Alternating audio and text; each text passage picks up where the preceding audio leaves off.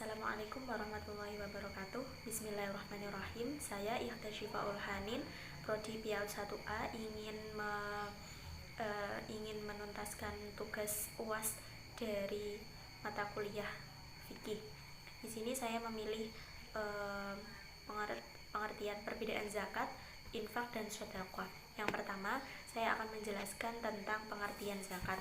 Zakat itu artinya adalah tumbuh seperti pada zakat az-za'ru yang artinya bertambah banyak dan mengandung berkat seperti pada zakat al-malu dan suci atau tohara seperti pada nafsan zakiyah dan qad aflaha man zakkaha. Nah, sedangkan menurut istilah, zakat adalah sebagian harta yang telah diwajibkan oleh Allah Subhanahu wa taala untuk diberikan kepada orang-orang yang berhak menerimanya sebagaimana yang telah dinyatakan dalam Al-Quran, atau juga boleh diartikan dengan sekadar tertentu atas harta tertentu yang diberikan kepada orang-orang tertentu dengan lafaz zakat, yang juga digunakan terhadap bagian tertentu yang dikeluarkan dari orang yang telah dikenai kewajiban untuk mengeluarkan zakat. Nah, menurut Imam Maliki juga ada definisinya sendiri, yaitu zakat, bahwa zakat adalah mengeluarkan sebagian yang khusus dari harta yang khusus pula yang telah mencapai nisab atau batas kuantitas yang mewajibkan zakat kepada orang-orang yang berhak menerimanya dengan catatan kepemilikan itu penuh dan mencapai haul, bukan barang tambang dan bukan pertanian. Nah, menurut mazhab Syafi'i juga ada definisinya sendiri, yaitu sebuah ungkapan untuk keluarnya harta atau tumbuh sesuai dengan cara khusus. Nah, sedangkan mazhab Hambali juga mengatakan bahwa zakat adalah hak yang wajib dikeluarkan dari harta yang khusus untuk kelompok yang khusus pula. Jadi ada definisi banyak sekali, ada menurut bahasa, istilah dari Imam Maliki, dari mazhab Syafi'i, dan juga mazhab Hambali. Nah, selanjutnya itu ada hukum mengeluarkan zakat. Zakat merupakan rukun ketiga dari 5 rukun Islamnya, dan zakat juga termasuk salah satu panji-panji Islam yang menegakkan tidak boleh diabaikan oleh siapapun juga. Zakat itu termasuk wajib ya. Zakat telah difardukan di Madinah pada bulan Syawal tahun kedua Hijriah setelah kepada umat Islam diwajibkan berpuasa Ramadan. Dasar-dasar atau landasan kewajiban mengeluarkan zakat itu disebutkan di dalam Al-Quran juga, yaitu terdapat di Quran Surah Al-Baqarah ayat 43 yang berbunyi, dan dirikanlah sholat, tunaikanlah zakat, dan rukuklah beserta orang-orang yang rukuk.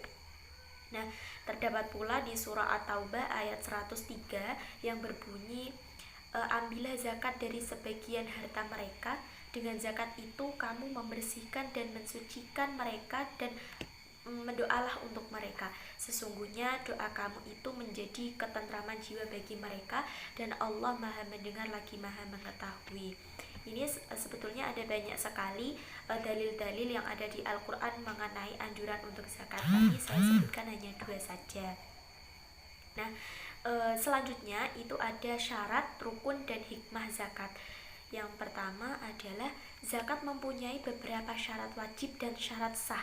Menurut jumhur ulama itu syarat wajibnya itu terdiri dari Islam, merdeka, baligh, berakal, harta yang dikeluarkan adalah harta yang wajib dizakati. Maksudnya harta yang dikeluarkan adalah harta yang wajib dizakati itu adalah dihitung dulu hartanya itu seberapa banyaknya, dan setelah itu dihitung yang mana yang wajib untuk dizakati. Itu berlaku di zakat fitrah maupun zakat mal ya. Nah, terus harta yang memiliki kriteria itu ada 5 jenis untuk dizakati, yaitu uang, emas, perak, baik itu berbentuk logam maupun kertas, barang tambang dan barang temuan, barang dagangan, hasil tanaman dan buah-buahan, binatang ternak, dan menurut jumhur ulama ini yang merumput sendiri atau memenuhi maliki binatang yang diberi makan. Maksudnya binatang ternak ini tuh yang merumput sendiri atau dia tuh makan sendiri ya. Dan yang kelima adalah harta yang dizakati telah mencapai nisab atau senilai dengannya, sudah mencapai nisabnya untuk bisa dizakati. Yang keenam adalah harta yang dizakati adalah miliknya penuh. Jadi tidak ada harta orang lain yang harus dizakati. Yang ketujuh adalah kepemilikan harta telah mencapai haul, atau haul itu adalah setahun. Jadi jika mempunyai harta yang didiamkan selama setahun, maka wajib untuk dizakati.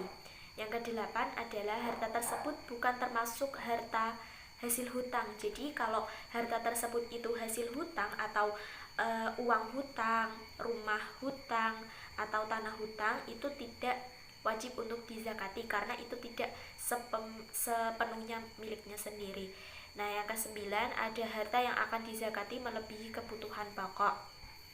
Nah, di antara syarat-syarat sah pelaksanaannya itu ada, ini syarat-syarat sahnya itu ada niat dan tamlik atau memindahkan kepemilikan kepada penerimanya. Jadi memindahkan kepemilikannya, barangnya itu diberikan kepada orang yang dizakati atau orang yang menerimanya. Nah, setelah itu rukun zakat adalah, jadi ada rukunnya ya.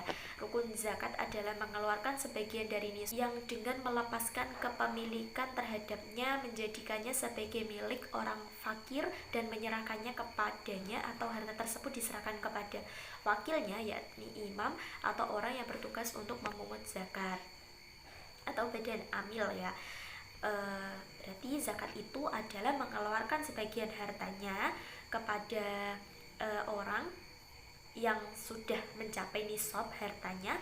Setelah itu diberikan kepada orang yang berhak untuk menerima zakat, baik itu dikasih langsung kepada orang yang dizakati atau dengan perantara, yaitu amil atau badan yang memungut, yang bertugas untuk memungut zakat. Nah, hikmah dari zakat adalah membawa pendistribusiannya mampu memperbaiki kedudukan masyarakat dari sudut normal dan material, di mana ia dapat menyatukan anggota-anggota masyarakatnya menjadi seolah-olah sebuah tubuh yang satu. Selain dari itu, zakat juga dapat membersihkan jiwa anggota masyarakat dari sifat pelit dan bakhil. Zakat juga merupakan benteng keamanan dalam sistem ekonomi Islam sebagai jamnya ke arah stabilitas dan kesinambungan sejarah sosial masyarakat.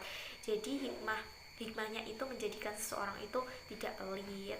Terus setelah itu juga